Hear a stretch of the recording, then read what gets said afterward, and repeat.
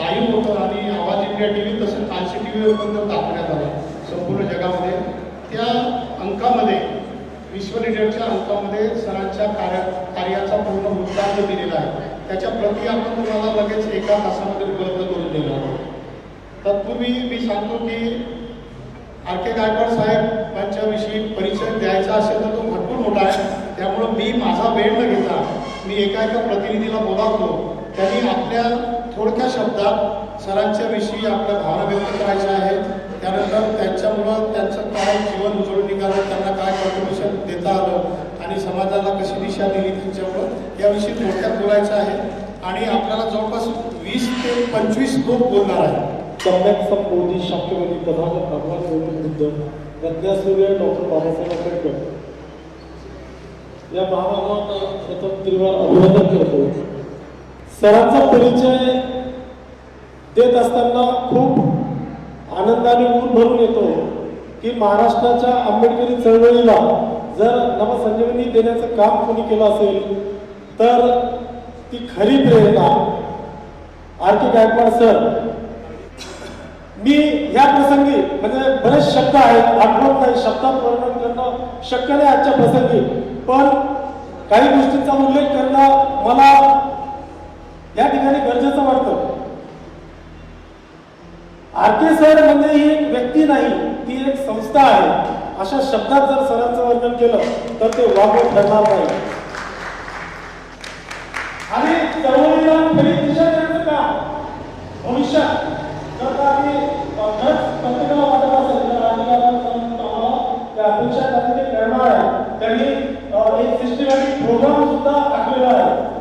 ह्या सनदी अधिकाऱ्यांकडे आम्ही जेव्हा सन्मानाने बोलतो किंवा आदराने त्यांच्या बाबतीत भावना व्यक्त करतो त्यावेळी यांनी जे काम केलं ते खऱ्या अर्थाने बाबासाहेबांचं उर्वरित काम करण्याचं स्वप्न बाळगलं, नव्हे ते कृतीशील जगले आणि कृती उतरून समाजाला दाखवून दिलं की आम्ही बाबासाहेबांचं काम करू शकतो. सरांना विद्यार्थी झाले तरी या प्रसंगातून शुभेच्छा व्यक्त करताना फक्त शब्दरूपीच शुभेच्छा या ठिकाणी देतो. सरांना दीर्घायुष्य लाभो. सरांमध्ये जी दान पारमिता आम्ही पाहिली जवळून ती अनन्यसाधारण आहे. अनेक अधिकारी आमच्या समाजात जन्माला आले, पण असा एक अधिकारी सनदी अधिकारी की तो दानशूर आहे आणि भगवान बुद्धाच्या पारमितांमध्ये दान पारमिता पालन करा कदाचित म्हणजे मी म्हणेन की मी पाहिजे अतिशय इनक्रेडिबल आहे. ज्याला म्हणू अतुल्य असा सनदी अधिकारी म्हणजे आर.के. गायकवाड सर. सरांना शुभेच्छा व्यक्त करतो. थांबतो. धन्यवाद. जय. पण अतिशय अनुभव होतो की या ठिकाणी मी उभा आहे. आंबेडकरी चळवळीमध्ये निरंतर प्रेरणास्त्रोत मार्गदर्शन त्यांच्याकडनं मी घेत आलो आहे. ज्यांना मी दुरून बघत आलो आहे. त्यांना त्यांचे कामं, त्यांचं समाजकार्य, त्यांचं डेडिकेशन हे येणाऱ्या पिढीसाठी ते अजून आहेत. म्हणजे अजूनही फार मोठं काम त्यांना करायचं आहे.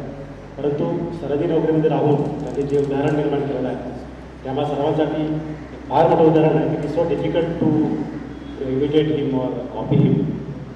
परंतु आजच्या शासनकर्ते जमातीमध्ये म्हणजे ब्युरोक्रसीमध्ये अशा प्रकारचं निर्भीड व्यक्तिमत्व हे अतिशय दुर्मिळ आहे.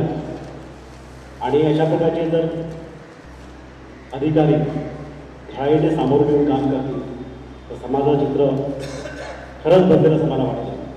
त्यासाठी मी एक 2 ओळी लिहिलेल्या आहेत उर्दूमध्ये. समजून घ्या. शोला हो भड़कने की गुजारिश नहीं करता, मुंह से सच निकल जाता है कोशिश नहीं करता. माथे की पसीने से खुशबू न आए जिससे वो खून मेरे रगों में गर्दिश नहीं करता. गिरती हुई दीवार का हमदर्द हूँ लेकिन चढ़ते हुए सूरज की परिस्थिती नहीं करता. I wish you all the best आणि I wish that more and more such kind of opportunity come up and thank you. सरांचं ठरवलेलं असते की मी कोणाला मदत केली, मी कोणाचं काम केलं ते साहेब कोणाला सांगू नका. ते त्यांचं एक ठरवलेलं वाक्य असतं. आंबेडकरी चळवळीतल्या प्रत्येक व्यक्ती एवढंच नाही तर SC, ST, OBC, VJT even ओपनचे लोक सुद्धा इतर अनेक असे बिल्डर सरांनी उभे केलेले आहे, अनेक उद्योजक असे उभे केलेले आहेत. या सगळ्यांवर साहेबांचं एवढं ऋण आहे की ते लोक लगेच प्रतिक्रिया देतात आणि सरांच्यासाठी तयार असतात, तत्पर असतात तिथे. त्यामुळं या प्रेमापोटी हे आपण सगळं करतो आहोत. जेव्हा मी जस्ट डेप्टी कलेक्टर झालो होतो, जॉईन झालो होतो सर्व्हिसमध्ये, नागपूरला प्रोबेशनला होतो, साहेब त्यावेळी औरंगाबादला डेप्टी कलेक्टर होतो. आणि त्यावेळी साहेब नागपूरला वारंवार यांची गौतम साहेबांच्या जी संस्था होती त्या संस्थेची फार चिंतित होते. तर त्यांची माझी पहिली भेट नागपूरच्या रविवारमध्ये झाली. मी एवढंच पण की सर जरी सर्व्हिसमधून रिटायर झाले असले तरी आता सोशल सर्व्हिसमध्ये सामाजिक कामामध्ये आता ते फुल टाईम झालेले आहे. त्याच्यापूर्वी शासकीय काम करायचे, सोबतच करायचे, पण आता ते फुल टाईम याच्यात झालेले आहे. मी त्यांना शुभेच्छा देतो. आणि आमचं जे साहेबांचा माझा जो वैयक्तिक संबंध आहे कित्येक वर्षापासून तो सुरू राहील. तर जेव्हा जेव्हा जे काही आम्हाला काम सांगतील ते निश्चित पूर्ण करेल. धन्यवाद. पंचवर्ष सत्कारमूर्ती आमचे मार्गदर्शक, प्रेरणास्रोत आणि ऊर्जास्थान आके गायकवाड सर यांना लाख लाख शुभेच्छा. त्यांच्यावरच्या इतरही मान्यवरांना माझ्या आणि यांच्या समोरच्याही मान्यवरांना विनम्र असं अभिवादन. कोल्हापूर ही शाहू नगरी आरक्षणाची जनक म्हणून ओळखलं जातं. आणि ते आरक्षण आणि कायद्याचं संरक्षण त्या बाबासाहेबांनी दिलं. त्या कोल्हापूर नगरीत शाहूराजांची आणि बाबासाहेबांची जी भेट झाली होती ती भेट माणगावमध्ये झाली होती. आणि माणगावमध्ये आपण ज्या 7 कोटीच्या संस्था आहेत, त्या 7 कोटीच्या ज्या संस्था आहेत त्या संस्थेचं माणगावमध्ये ऐतिहासिक असं गाव माणगाव, जिथं बाबासाहेबांची आणि शाहू महाराजांची सार्वजनिकरित्या पहिली बैठक झाली होती. आणि शाहूराजांनी सांगितलं होतं की हा दलितांचा नेता. त्या गावात doctor Babasaheb Ambedkar industry estate नावाची एक संस्था, जिथं आपल्या आरती सरांच्या माध्यमातून मिळालेल्या अनेक संस्था एकत्र येऊन ही संस्था तिथं उभा राहिलेली आहे. खऱ्या अर्थानं माऱ्याच्या आणि मोक्याच्या जागा अनेकांनी पटकवल्या सर आमच्या समाजात. पण शासनकर्ते जमात बनवण्याचं जे स्वप्न बाबासाहेबांचं होतं ते आपल्या हातून घडतं आहे. त्याला सलाम करतो, सॅल्यूट करतो. आणि तुमच्या पाठीमागं आम्ही आहोत सर. तुम्ही नुसतं तुमची जी कृतीशील क्रिया आहे ती करत चला. आम्हाला फक्त दिशा द्या, आम्हाला मार्ग दाखवा. त्या मार्गावर तुम्ही सांगाल त्या पद्धतीनं आणि सांगाल त्या स्तरावर, कारण तुमचा आदेश आणि तुमचं मार्गदर्शन हे चौफेर असतं. कारण आमची धारणा काय की अरे आम्ही मागासवर्गीय आहे, पण सर असं म्हणतात नाही नाही असं नाही करू चालणार. तुम्हाला 10-20% काय असं नाही, पण इतरांचं पण सहकार्य घ्यावं लागेल. कारण सामाजिक इनबॅलन्स सुद्धा होता कामा नये. आणि अशा प्रकारचा सामाजिक समतोल जाणणारा, धर्माचा अधिष्ठान असणारा, विचारांवर निष्ठ असणारा आणि माणसावर माणसासारखं प्रेम करणारा शासन करता जो माणूस आहे त्या माणसाला अशा पद्धतीनं ज्यावेळी आपण सन्मानित करतो त्यावेळी ते तुमचं भाग्य नाही सर, आमचं भाग्य आहे त्या कार्यक्रमाचं एक पार्ट असण्याचं. आणि आय एम प्राऊड की I am part of this event. आणि थँक्यू संयोजकांचं सुद्धा आणि आपलं सुद्धा धन्यवाद.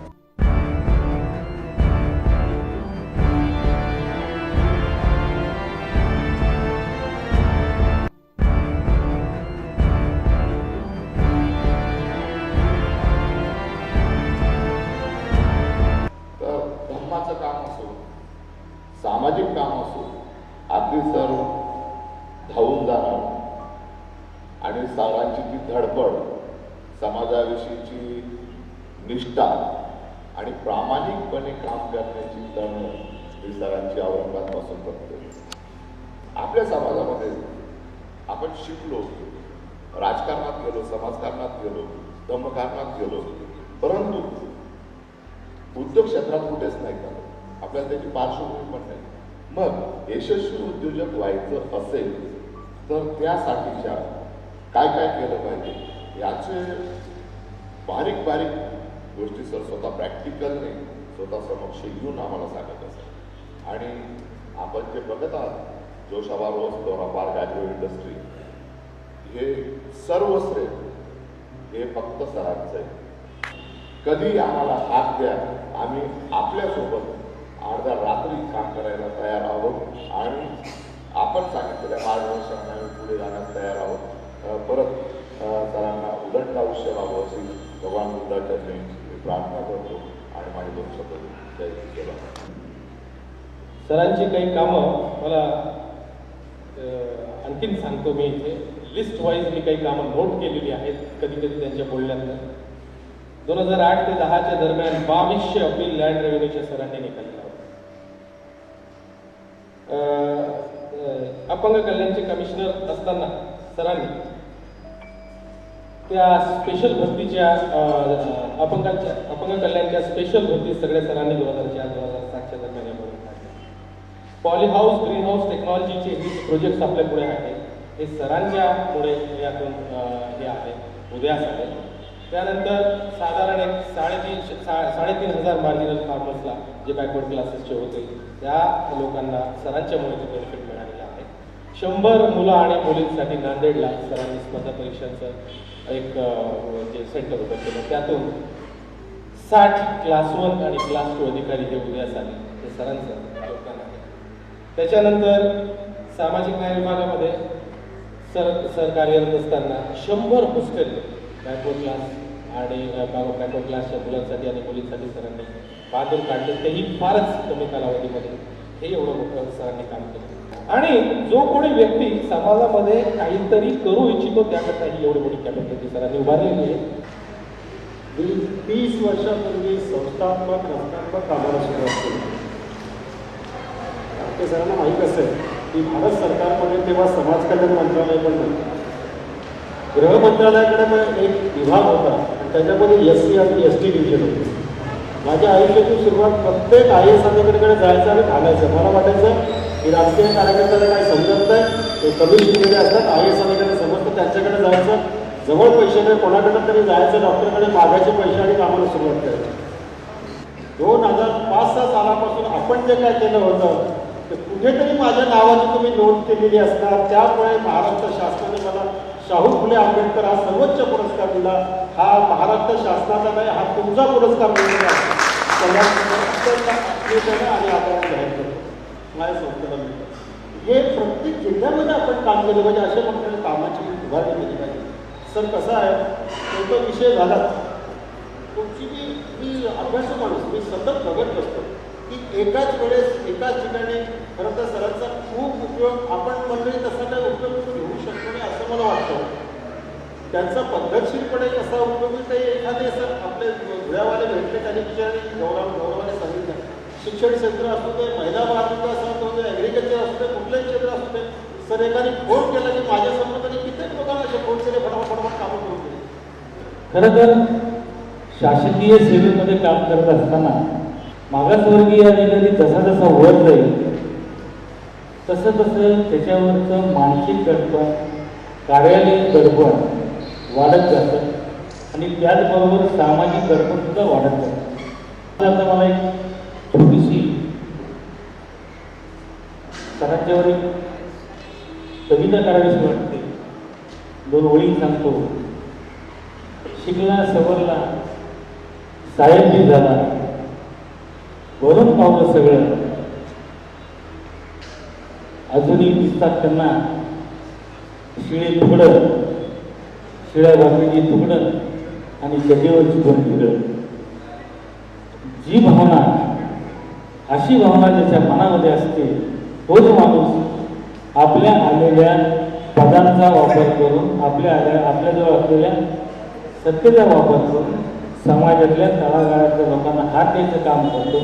सर, मी उशिरा आपल्या संपर्कात आलो, परंतु निश्चित सगळा बॅकलॉग मी तुमच्याकडून भरून काढणार. मी इतका आपल्या संपर्कात राहणार आणि आपल्याकडून मला मार्गदर्शनाची खूप गरज आहे आणि मी आपला इथून पुढे शिष्य म्हणून घ्यायला मला खूप आवडेल. सर्वांना जय भीम. आमच्या बहुजन विकास संघ आहे, बहुजन विकास संघ जेव्हा आम्ही स्थापन केला त्यामध्ये त्यांचा फार मोलाचा वाटा आहे. हा जो बहुजन विकास संघ जो जिवंत आहे तो जिवंत आहे तर त्यांच्यामुळेच आहे. आणि मला अशी इच्छा आहे की आता आपण सगळेजण म्हणतो की सर्व्हिसमध्ये असताना आपल्याला पुष्कळ अडचणी आल्या हे आल्या, तरी साहेबांनी त्या सगळ्या अडचणीवर मात करून आपल्या लोकांसाठी बुद्धिस्ट लोकांसाठी, शेतकरी लोकांसाठी, मागासवर्गीय लोकांसाठी पुष्कळ काही GRs करणे, पुष्कळ काही योजना केल्या.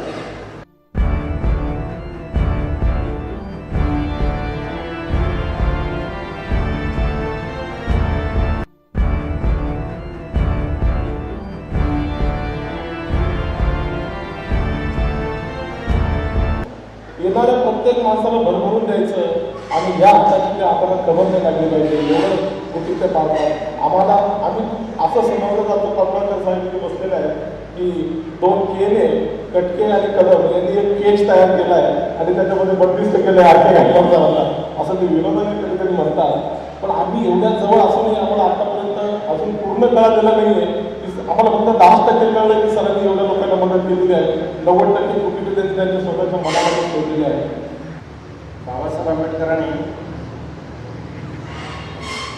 1927ला आपल्या समाजाला सांगितलं की जाती धंदे सोडा. एकदा जाती धंदे सोडले तुम्हाला प्रतिष्ठा नाही. आणि त्यावेळेस त्या आमच्या माणसांना सांगितलं की आपल्या मुलांना शिकायला पाहिजे.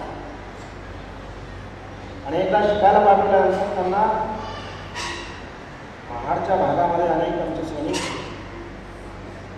पण पदवीपर्यंतच्या क्षेत्रापर्यंत कोणी पाठवलेलं नव्हतं. म्हणून तिथे एक संदेश दिला होता बाबासाहेब आंबेडकरांनी, पदवीपर्यंतच्या शिक्षणात आहे. आणि हे सगळं जीवन जगत असताना बाबासाहेब आंबेडकरांनी महाडमध्ये काय सांगितलं पहिला संदेश, त्या संदेशानुसार एकटे ते अधिकारी होऊन थांबले. माझ्यासोबत अनेक माझ्या समाजातील अधिकारी कसे निर्माण होतील, कसं वातावरण तयार केलं.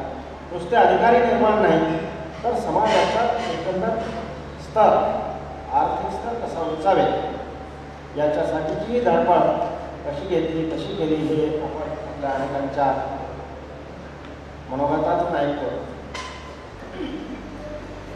माझं नाव सुजाता गोविंद पुण्याहून आलेली आहे आणि मी Kamayani school for mentally handicap या स्पेशल स्कूलमध्ये प्रिन्सिपल म्हणून काम करते. हे मला सांगायला खूप अभिमान वाटतो. इतके प्रयत्न करून 22 महिन्यानंतर सरांनी मला ते मुख्याध्यापक पद मिळवून दिलं.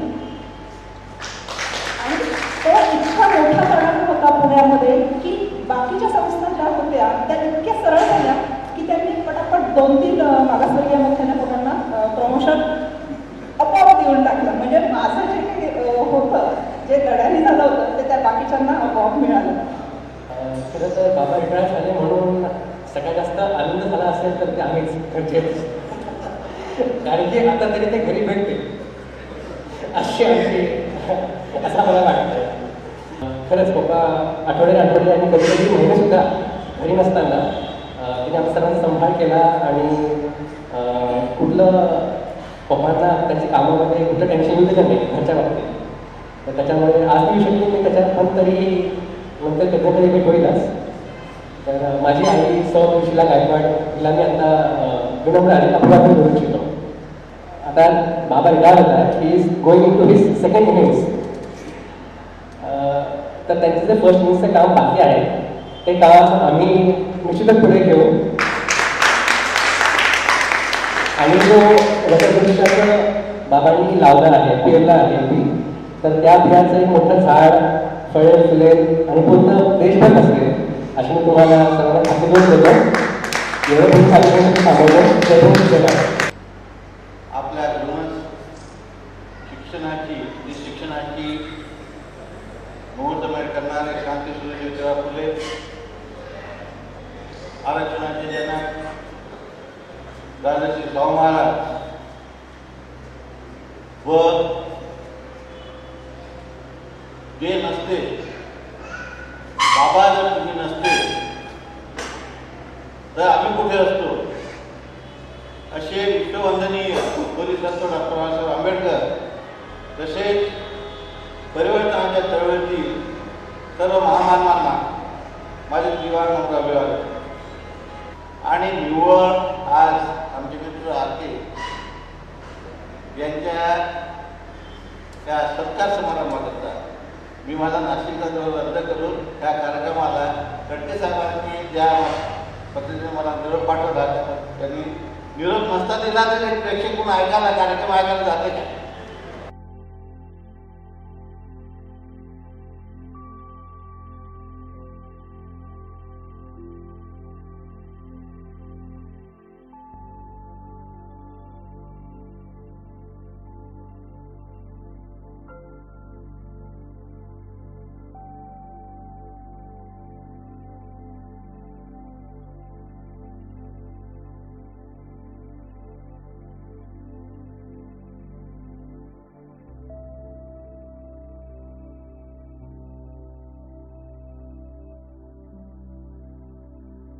अत्यंत महत्त्वाचे निर्णयावर सकाळी आपण चर्चा केलेली आहे. शासकीय शाळेत असताना त्याच्यापूर्वी नोकरीत येण्याच्या पूर्वी 1971 साली जेव्हा 10वी पास झालो मॅट्रिकला, आणि इंग्रजी आणि मराठी, इंग्रजी आणि मॅथमॅटिक्स ज्या शाळेमध्ये शिक्षक नाहीत त्या शाळेतून मी पास झालो. तरी फर्स्ट क्लास होता.